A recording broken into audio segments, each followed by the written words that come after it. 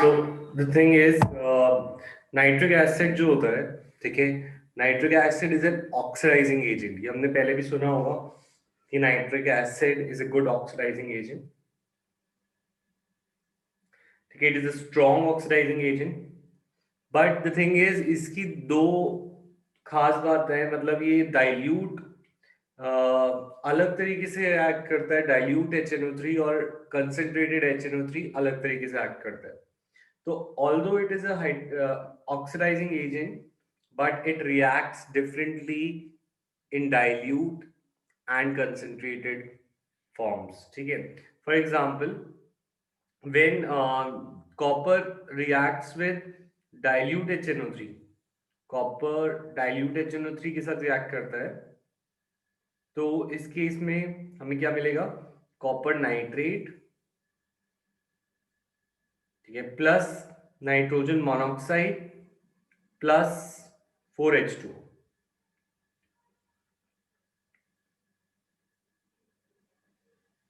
ठीक है. और अगर ये कंसेंट्रेटेड के साथ रिएक्ट करेगा, HNO3 कंसेंट्रेटेड, तो it will again, main product तो वही रहता है, कॉपर नाइट्रेट, NO2 और H2O. ठीक है. अच्छा, अगर अगर ये डाइल्यूट में यूज होगा तो ये ज्यादा यूज होगा. तो मैंने ऐसे याद कर रखा है, इसके अंदर मोल ज्यादा क्यों है? क्योंकि ये डाइल्यूट है. अगर कोई चीज डाइल्यूट है तो उसके तुम्हें मोल ज्यादा लेने पड़ेंगे रिएक्शन के लिए. तो मैंने ऐसे याद किया है, जो डाइल्यूट सोल्यूशन है ना, उसके अंदर हमें 8 मोल्स लगते हैं HNO3 के. ठीक है, 8 मोल्स. ठीक है. और अगर हम बात करें कंसेंट्रेटेड में, तो कंसेंट्रेटेड सोल्यूशन में यहाँ पे 4 मोल्स ही लग जाते हैं HNO3 के. ठीक है. अच्छा, उसके बाद मैंने एक चीज और याद करिए कि वैसे तो ये कमी है डाइल्यूट में. अगर तुम इसको रेशियो में लो तो ये कमी है, क्योंकि 3 के लिए 8 या 1 के लिए 4. 3 के लिए 8 इज डाइल्यूट है ना. 3 के लिए 8 मोल्स डले तो 1 के लिए हो गया 8/3. तो इट्स लाइक दैट. तो 3 फॉर 8, मतलब 8 moles for 3 moles of copper, या फिर 4 moles for 1 mole of copper. तो यू विल अंडरस्टैंड कि ये वाला कंसेंट्रेटेड फॉर्म है, राइट?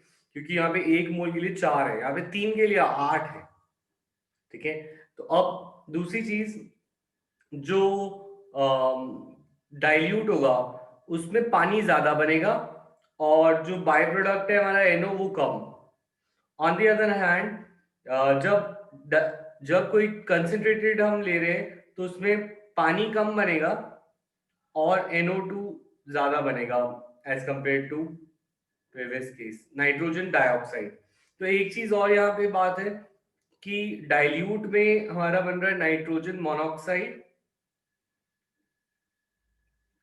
ऑक्सीजन कम अगर डाइल्यूशन कम, वो अगर कंसेंट्रेशन कम, और नाइट्रोजन डाइऑक्साइड अगर कंसेंट्रेशन ज्यादा.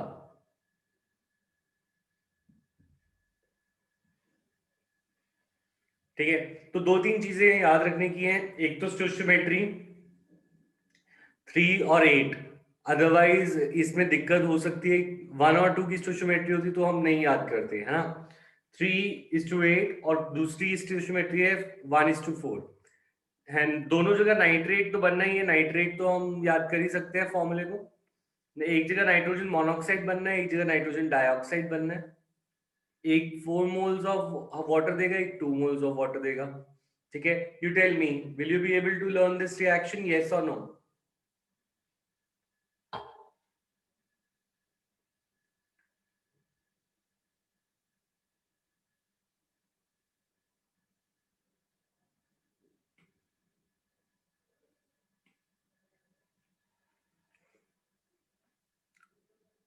अच्छा कश्मीर, मोल्स में दिक्कत है या प्रोडक्ट्स में दिक्कत है, क्या दिक्कत है? या ओवरऑल रिएक्शन में याद करने के लिए मोल्स?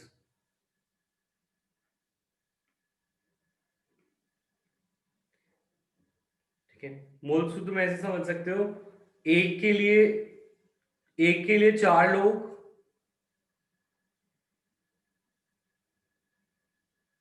या 3 के लिए 8 लोग, विच इज मोर कंसेंट्रेटेड, मतलब एक के लिए 4 या 3 के लिए 8, which is more concentrated form?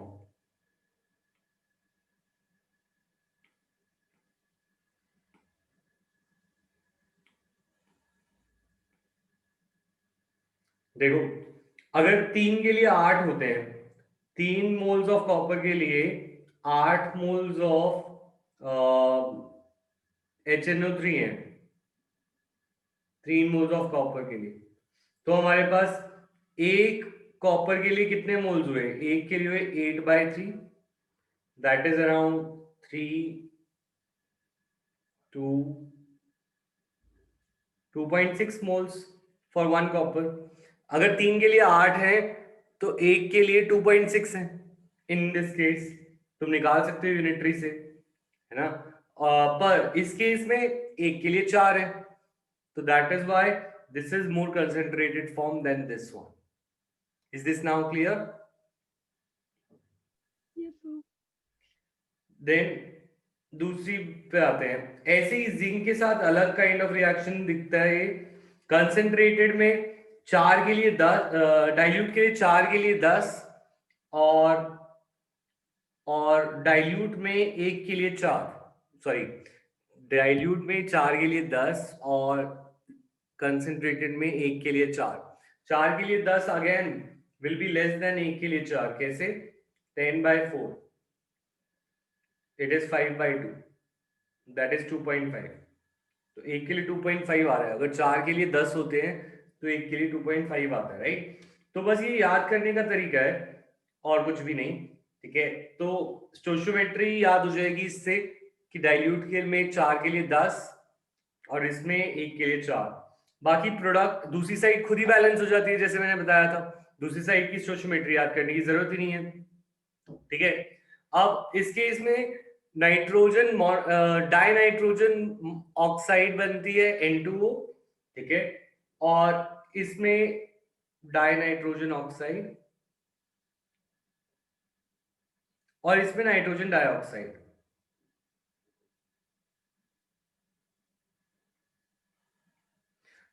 तो मतलब इस रिएक्शंस को लर्न करने के लिए मुझे चाहिए क्या? मैं दोबारा बना रहा हूं, तुम भी दोबारा बनाओगे, देखते हैं कि मुझे रिएक्शन याद हो गई। लेट अस सी, ठीक है? हम कर रहे हैं रिएक्शन, लिख रहे हैं प्रॉपर्टीज ऑफ नाइट्रिक एसिड की, और मैं रिएक्शन विद मेटल्स दिखाना चाहता हूं। First property is oxidising agent, और ऑक्सीडाइजिंग एजेंट में first property is copper reacting with HNO3 dilute, ठीक है? मुझे ये याद रखना था, कॉपर के 3 के लिए 8 मोल्स होते थे इसके डाइल्यूट में, बस मुझे ये याद रखना था, ठीक है? प्रोडक्ट तो वही बनेगा, प्रोडक्ट बनेगा copper nitrate CuNO3 whole twice, ठीक है? It will also give me water, water her case में मिलता है, और it will give me nitrogen monoxide. अब मैं बैलेंस कर लेता हूँ, 3 कॉपर थे तो यहाँ पे 3 आएगा, यहाँ पे ऑक्सीजन हो गए थे 8, अच्छा हाइड्रोजन देखता हूँ, हाइड्रोजन है 8, तो यहाँ पे वाटर आएगा 4H2O, ऑक्सीजन काउंट करता हूँ 6 और 3 18, और 18 और 4 इज 22, और बचे क्या? दो ऑक्सीजन और चाहिए, तो 2 नाइट्रोजन यहाँ, 2 ऑक्सीजन यहाँ से आ गए, ठीक है? तो I think I am done it, 6 + 2 8, हाँ, ठीक है? तो ये होगी मेरी रिएक्शन। सिमिलरली अब अगर कॉपर का कंसेंट्रेटेड फॉर्म है तो उसके एक के लिए उसके 4 मोल चाहिए, एक के लिए 4, मैं लिख दूंगा कंसेंट्रेटेड है। मुझे पता है प्रोडक्ट तो सेम है, कॉपर नाइट्रेट, वाटर भी बनेगा, और इसके इसमें नाइट्रोजन डाइऑक्साइड बनता है। जब कंसेंट्रेटेड होता है तो डाइऑक्साइड बनती है, 2 ऑक्सीजन लग जाते हैं, ठीक है? तो यहाँ पर अब बैलेंस करने के लिए मेरे पास स्टोइचियोमेट्री यहाँ पे बैलेंस है, तो यहाँ पे कॉपर 1 है, यहाँ पे 1 ही रखूंगा, यहाँ पे 4 हाइड्रोजन है तो यहाँ पे 2 हाइड्रोजन आ जाएगी, 2H2O आ जाएगा। नाइट्रोजन यहाँ पे 4 है तो यहाँ पे 4 नाइट्रोजन आ जाएंगे, नहीं यहाँ पे आ जाएंगे 3 नाइट्रोजन आई थिंक। बाकी ऑक्सीजन के साथ चेक कर लेता हूँ, 6 2 8 8 और 6 14, नहीं गड़बड़ है।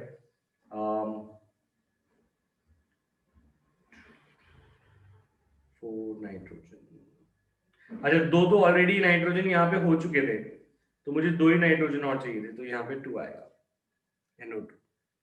यस, तो तुम बताओ अब इस मेथड से तुम ये दो रिएक्शन बना पाए, यस और नो?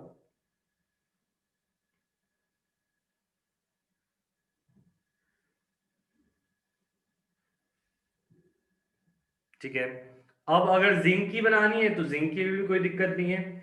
जिंक में जिंक प्लस डाइल्यूट HNO3 लेना है,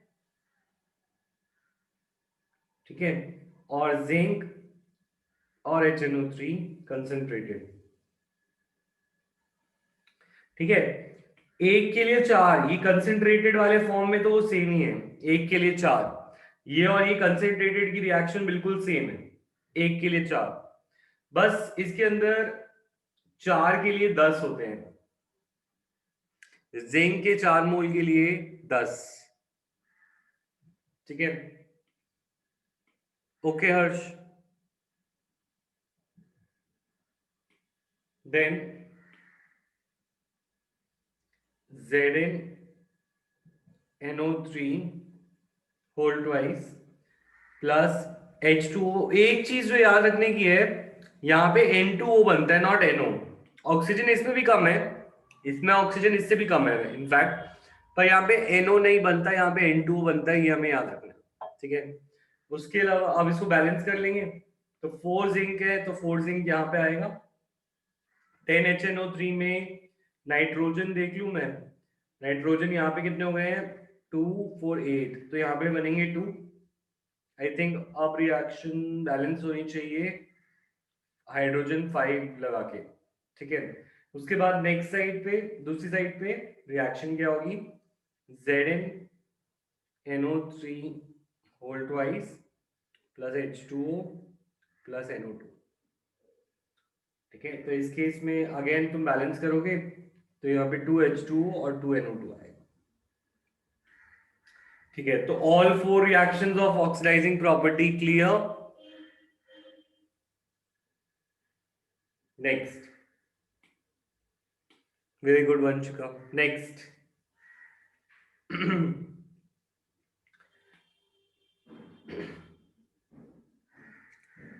then comes chromium and aluminium do not dissolve in nitric acid, why? Chromium और एल्यूमिनियम नाइट्रिक एसिड में क्यों डिसॉल्व नहीं होते? तो some metals do not dissolve in concentrated nitric acid because of the formation of a passive film of oxide on the surface। क्या कह रहे हैं कि जो नाइट्रिक एसिड है वो दो मेटल को डिसॉल्व नहीं करता, क्रोमियम और एल्यूमिनियम। क्रोमियम और एल्यूमिनियम क्यों डिसॉल्व नहीं होंगे, क्योंकि इनके ऊपर ना ऑक्सीजन की ही एक लेयर बन जाती है और दैट इज क्रोमियम की ऑक्साइड बन जाती है और एल्यूमिनियम की भी ऑक्साइड बन जाती है। और तुम्हें पता ही जो ऑक्साइड लेयर होती है ये अटैक से बचाती है, तो HNO3 is not able to attack chromium and aluminium because chromium and aluminium form a passive layer of oxide। I think ऐसे क्वेश्चन तुम पहले भी करते आए हो 10 तक, so this will not be a problem। तुम्हें समझ आ गया होगा कि ऑक्साइड की लेयर पैसिव हो जाती है, अनरिएक्टिव हो जाती है और कुछ मेटल्स को अटैक से बचाती है, राइट। और यहाँ पे HNO3 से बचाने वाली दो हैं, क्रोमियम और एल्यूमिनियम को, ठीक है।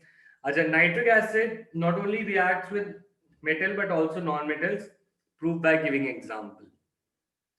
अब इन रिएक्शन को कैसे याद रखें, तो देखो हमें ये याद रखना है कि कौन से नॉन मेटल को किस फॉर्म में ऑक्सीडाइज किया जा रहा है, ठीक है। तो it is not difficult to learn.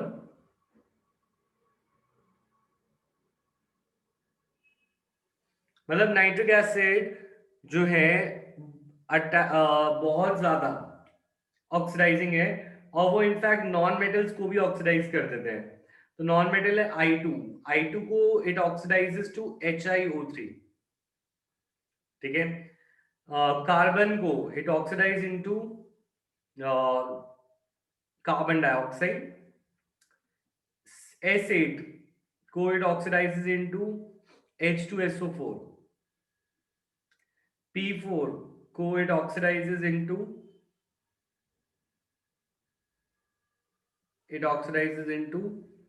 H3PO4, ठीक है। तो अब बात ये आ रही है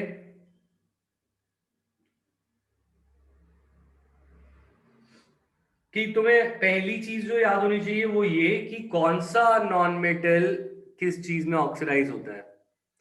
ओके, अगर ये दो रिएक्शंस विजिबल नहीं है मॉड्यूल में तो प्लीज मेक इट। ये रिएक्शंस अगर तुम्हारे मॉड्यूल में मिसिंग है तो प्लीज इसको बना लो, ठीक है। नेक्स्ट, तो अब मैं क्या कह रहा हूं, इसको याद कैसे करेंगे। याद करने का तरीका, पहले तो तुम्हें प्रोडक्ट तो याद करना ही पड़ेगा।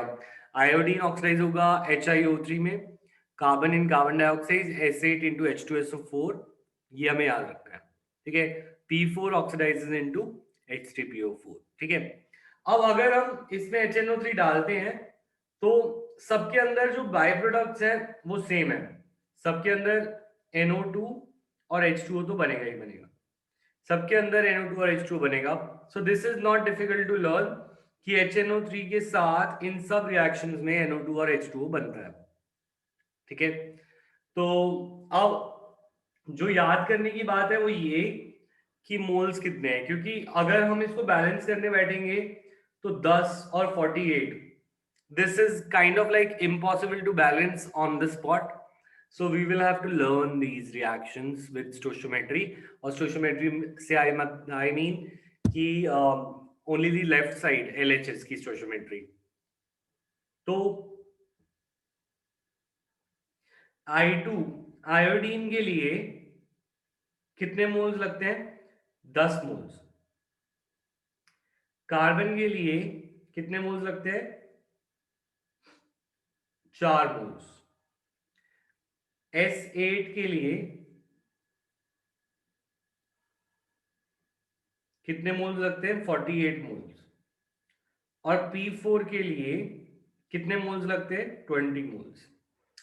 This is not difficult to remember. क्यों, अगर मैं तुम्हें रैंडम नंबर्स बोलूं तो ये इन्हें लर्न करना मुश्किल हो सकता है, पर अगर मैं रैंडम नंबर्स ना बोलूं और मैं थोड़ा सा इसको साइंटिफिकली सोचूं तो this is not difficult to remember. देखो, पर एटम देखते हैं, आयोडीन के पर एटम यहाँ पे कितने, 5 गुना HNO3 चाहिए, ठीक है। इसके पर एटम कितने, 4, इसके पर एटम कितने, 6, और इसके पर एटम कितने, 5। मतलब क्या है कि जो भी नॉन मेटल है उस नॉन मेटल के जो एटम्स है उसके या तो 4 गुना या 5 गुना या 6 गुना क्या चाहिए हमें, नाइट्रिक एसिड, ठीक है। I2 के एटम है 2, तो I2 के साथ हमें 5 गुना चाहिए, 10 मोल। कार्बन के एक एक मोल है, एक एटम है, एक एटम मतलब, तो 4 गुना हमें लगेगा 4। S8 के 8 है, 8 6 48, ठीक है। एंड P4 है 4 इंटू 5 20 मोल्स ऑफ HNO3 चाहिए। अगर तुम इस तरीके से समझोगे तो रिएक्शन लर्न करना आसान होगा। This is kind of like not रटना, दिस इज नॉट रटना, दिस इज समझना कि HNO3 कितना चाहिए होता है पर एटम। हम एक साइंटिफिकली देख रहे हैं, we are looking at it from a smart perspective, not like just रट रहे हैं, है ना। तो मैं ये कह रहा हूं, दोबारा मैं समझाता हूं। तुम्हें ये याद करने हैं नंबर्स 10 4 48 और 20। एक तरीका तो है, या तो तुम इसे रटो, आयोडीन के साथ 10, कार्बन के साथ 4, एसिड के साथ 48, P4 के साथ 20, ठीक है, मैं कह रहा हूं रटने से अच्छा रहेगा और फास्ट रहेगा कि तुम इसको समझो। हर एक में एक पैटर्न है और वो पैटर्न ये है कि जितने HNO3 लग रहे हैं वो उसके एटम के या तो 5, 4 या 6 गुना है। मतलब फिर 5 टाइम्स, 4 टाइम्स और 6 टाइम्स। I2 के 2 एटम्स हैं, 2 इंटू 5 10। कार्बन के 1 एटम है, 1 इंटू 4 4। सल्फर के 8 है, 8 इंटू 6 48। और 4 P4 जो एलिमेंट है फॉस्फोरस, उसके 5 गुना, तो ये 20। तो द थिंग इज, तुम्हें ये I2 कार्बन एसिड P4 याद करना है, ये बाय प्रोडक्ट्स याद करने, ये प्रोडक्ट्स याद करने हैं। बाकी मोल्स तुम इस मेथड से लर्न कर सकते हो। So let me see if I can make these reactions और नॉट। लो, मुझे याद होना चाहिए कि I2 बनता है HiO3, C बनता है कार्बन डाइऑक्साइड, S8 सल्फर का फॉर्म है S8, it becomes H2SO4 and P4 becomes H3PO4. This is all I have to remember. ठीक है, अब मुझे पता है या तो 5 गुना या 4 गुना या 6 गुना। कार्बन जो है इजीली ऑक्सीडाइजेबल है, तो कार्बन इजीली ऑक्सीडाइजेबल है तो उसमें मैं याद रख लूंगा इस केस में सिर्फ 4 गुना चाहिए। सल्फर डिफिकल्ट टू ऑक्सीडाइज है, तो इस केस में हमें 6 गुना चाहिए। बाकी दोनों केसेस में हमें 5 गुना चाहिए। तो आयोडीन के 2 एटम्स है, तो I will add 10 HNO3, that is 5 times. It will give me HiO3 plus byproducts will be NO2 and H2. Similarly, carbon easily oxidizable है, तो 4HNO3, byproducts NO2 and H2. Acid difficult to oxidize है, तो 8 into 6 48 HNO3 plus NO2 plus H2. P4 medium है to oxidise, तो इसमें 5 गुना, तो that is 20 HNO3 giving me NO2 and H2। तुम बताओ यहां तक तुम्हें क्लियर है, यस और नो?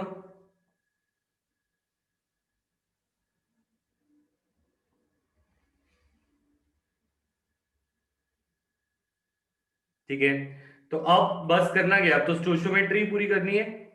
आयोडीन यहाँ पे 2 है तो यहाँ पे भी 2 रहेगा, कार्बन यहाँ पे 1 है तो 1 रहेगा, सल्फर यहाँ पे 8 है तो यहाँ पे 8 आएगा, P4 यहाँ पे 4 है तो यहाँ पे 4 आएगा।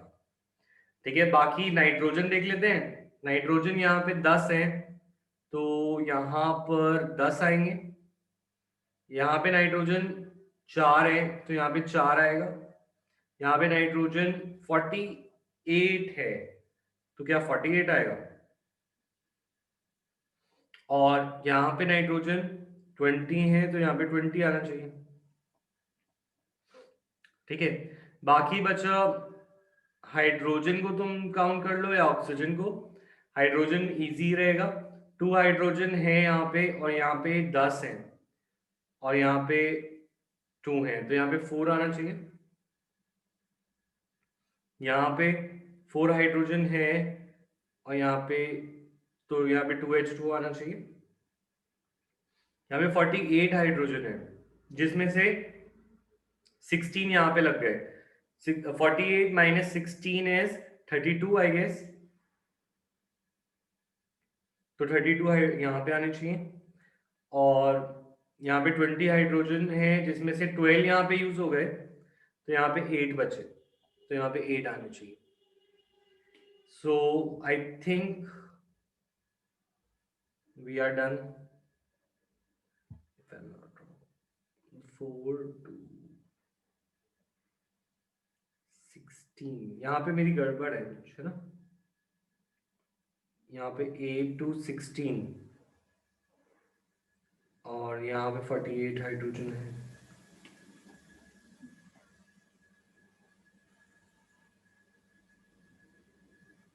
अच्छा हाँ, यहाँ पे 32 नहीं 16 आएगा ना, क्योंकि 32 तो तब बनेगा जब 16 से मल्टीप्लाई करना। 16 टू 32, 32 और 16 इज 48, 12, और यहाँ पे भी फिर इस हिसाब से 4 आना चाहिए। तो ये रिएक्शन मैंने लर्न कर ली। तो अब मैं क्या करूंगा, अब मैं रिकलेक्ट करूंगा। रिकलेक्ट मतलब मुझे याद है क्या मैं पीछे क्या लर्न किया था। तो मुझे बताओ, जब copper reacts with dilute HNO3, do you remember? अब मैं रिकलेक्ट करूंगा कि मैं ये भूल तो नहीं गया। तो डाइल्यूट के साथ क्या बनता है, NO2 या NO या N2O? NO2, NO या N2O, what do you think?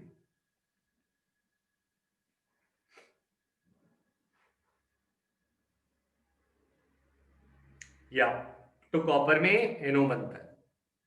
But अगर जिंक होता और डाइल्यूट HNO3 होता, तो वो हमारा क्या बनता? तो हमारा बनता N2O।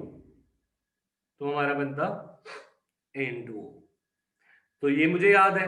कॉपर नाइट्रेट तुम्हें याद है? मुझे कॉपर नाइट्रेट में तो दिक्कत नहीं होनी चाहिए ना। Copper nitrate Cu plus NO3,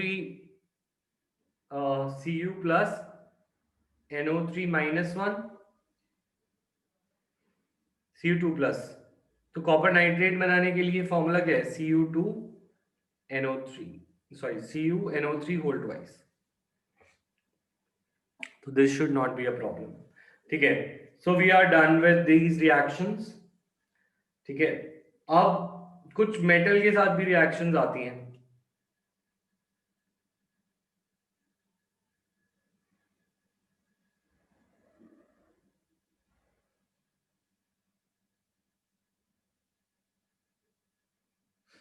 give me 1 second, NCERT खोलनी पड़ेगी।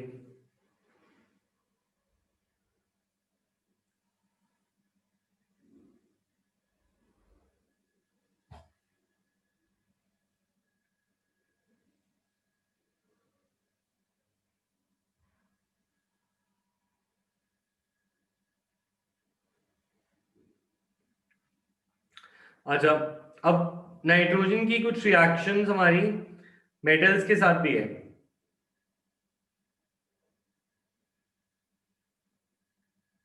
वो तो हमने कर ली।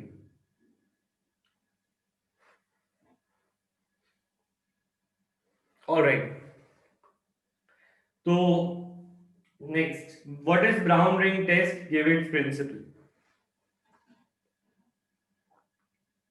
तो ब्राउन रिंग टेस्ट क्या होता है और उसका प्रिंसिपल क्या है? तो द थिंग इज एक्चुअली, तुमने इस साल तो तुम नहीं कर पाए, but actually there is a test for nitrate. Nitrate क्या होता है? NO3 - 1। तो सॉल्ट एनालिसिस तुम्हें कराया नहीं गया इस साल, पर नाइट्रेट आयनिक का एक टेस्ट होता है जिसे हम बोलते हैं ब्राउन रिंग टेस्ट। तो ये ब्राउन रिंग टेस्ट किस लिए होता है कि तुम्हें एक टेस्ट ट्यूब दे रखी हो और उस टेस्ट ट्यूब में तुमसे पूछे कि इस टेस्ट ट्यूब में जो सॉल्ट है या जो सोल्यूशन है, does this solution have nitrate, क्या ये सोल्यूशन में नाइट्रेट है, क्या इस सॉल्ट में नाइट्रेट है? तो तुम क्या कर सकते हो, you can carry out a simple test that is called the brown ring test. और ब्राउन रिंग टेस्ट में what we have to do is, we add dilute ferrous sulfate solution and then sulfuric acid along the sides of the test tube। ठीक है, तो दो चीजें डालनी है। एक तो इसके अंदर डालना है फेरस सल्फेट,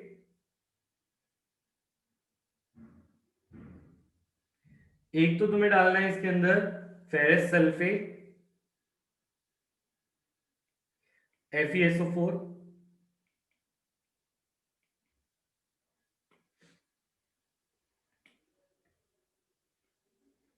दूसरी चीज क्या डालनी है FeSO4 के अलावा?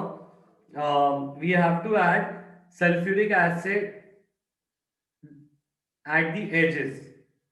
H2SO4 डालना होता है एट द एज। अब होता क्या है, अगर तुम्हारे सोल्यूशन में नाइट्रिक एसिड है तो नाइट्रेट है, तो उसके अंदर क्या बनती है, एक ब्राउन रिंग फॉर्म हो जाती है। टेस्ट ट्यूब के अंदर there is a ring formation. अगर ब्राउन रिंग फॉर्म हुई तो it confirms presence of nitrate. अगर ब्राउन रिंग फॉर्म हुई तो it confirms the presence of nitrate. अब हम जानना चाह रहे हैं इस रिएक्शन के पीछे प्रिंसिपल क्या है। तो what is the principle for the brown ring test, उसको समझते हैं। तो it is based upon the ability of Fe2 plus to reduce nitrates which reacts with Fe2 plus to form a brown colored complex। तो brown ring test का principal है,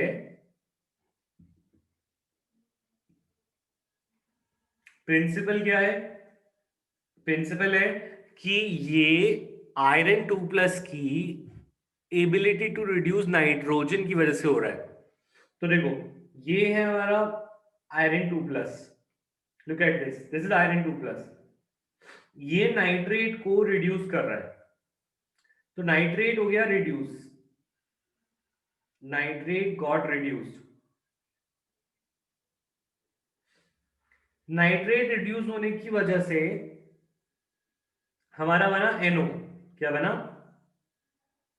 NO। ठीक है। अब इस नाइट NO है, it NO acts as a ligand, जो हमने कोऑर्डिनेशन में पढ़ा है। NO acts as a ligand. Ligand क्या होता है? जो एक कॉम्प्लेक्स बना दे, and ligand form complex.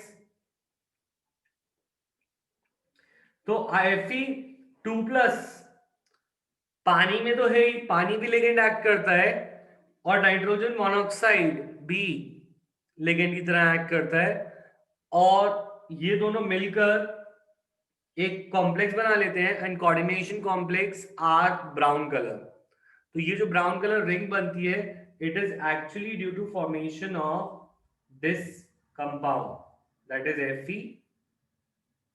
FeH2O whole 5 NO2 plus. ठीक है। तो ये जो ब्राउन रिंग बनी है, ये कंफर्म करती है प्रेजेंस ऑफ नाइट्रेट। तो एक बार दोबारा समझाता हूं इसमें हुआ क्या। सबसे पहले जो Fe2 प्लस है वो नाइट्रेट को क्या कर देता है, रिड्यूस करके नाइट्रोजन मोनोऑक्साइड बनाता है। ठीक है। तो NO बन गया। अब NO क्या करता है, अब देखो आयरन वाटर के साथ कॉम्प्लेक्स बनाता है, ये FeH2O होल 6 2 प्लस। अब इसके अंदर NO भी घुस जाता है लिगेंड की तरह, एक वाटर को बाहर कर देता है, 6 में से एक वाटर बाहर, तो ये बन जाता है एक brown colour complex. So this, अगर तो तुमसे आ जाए what is brown ring test, तुम उसका प्रिंसिपल लिखोगे, उसके रिएजेंट लिखोगे, और उसका रिएक्शन लिखोगे, और एंड में ये लिखना जरूरी है कि brown ring indicates the presence of nitrate. अगर ब्राउन रिंग बनी दैट मींस नाइट्रेट था रिएक्शन में, क्योंकि अगर नाइट्रेट था तभी NO बना, अगर नाइट्रेट नहीं होता तो NO नहीं बनता, और अगर NO नहीं बनता तो ये ब्राउन कलर भी नहीं आता। You tell me, is this clear, yes और नो?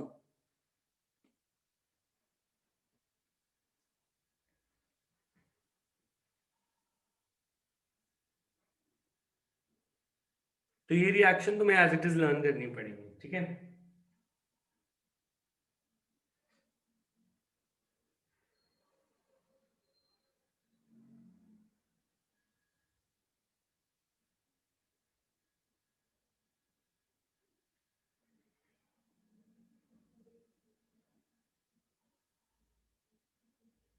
ठीक है, ज्वाइन दिस मीटिंग अगेन।